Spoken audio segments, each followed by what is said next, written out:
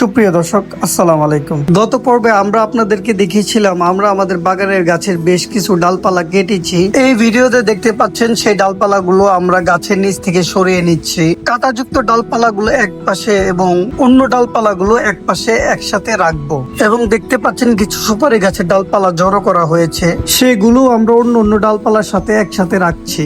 এই ডালপালা গুলো দিয়েও কি করি তা আপনারা অন্য ভিডিওতে দেখতে পাবেন ইনশাল্লাহ। এরপরে আমরা চলে যাব বাগানের আরেকটি অংশে। এই অংশের নিচে ইট বিছানো রয়েছে, তারপরেও টানা বৃষ্টির কারণে জায়গাটি শ্যাওলা হয়ে আছে এবং প্রচুর ঘাস হয়ে গিয়েছে। আর এই জায়গাটি মূলত আমরা বাগানের চেয়ার পেতে বসার জন্য তৈরি করেছিলাম এবং সেই সাথে এখানে বসে যেন বড়শি দিয়ে মাছ ধরতে পারি। যাই হোক, এখানে পুকুরের পারে গর্ত ছিল, এটাকে ভরাট করে দেওয়া হচ্ছে। যেহেতু বৃষ্টির মৌসুম চলছে তাই ঘাসগুলোকে একদম পুরোপুরি ভাবে পরিষ্কার করে দিচ্ছি না, মাটি থেকে একটু উপর উপর করে পরিষ্কার করে দিচ্ছি। মোটামুটি অন্যান্য কাজগুলো শেষ হয়ে যাওয়ার পরে সবচেয়ে বড় কাজ সেটা হচ্ছে পুকুর পরিষ্কার করা। তাই দেখতেই পাচ্ছেন সিদ্দিক ভাই অলরেডি পুকুরে নেমে গেছে। পেয়ারা গাছের ডালপালা গুলো কেটেও সে পুকুরে ফেলে দিয়েছিল, এগুলো এখন উঠানোর পালা। সেগুলো উঠাচ্ছেন সিদ্দিক ভাই, কিন্তু এর মাঝখানে আমি আপনাদের অন্য একটা জিনিস দেখাবো।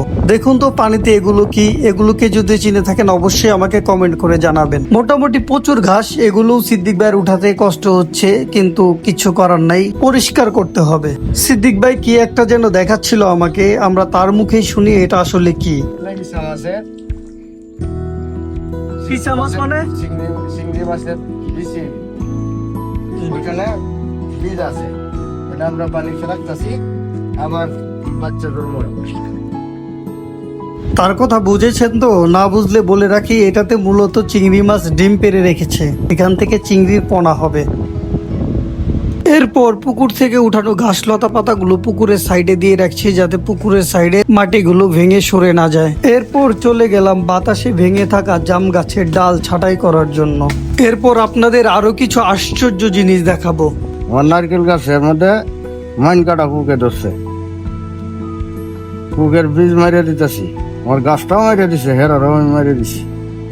এই যে ডিম পাইয়া তো এসে বাচ্চা উড়াইতো।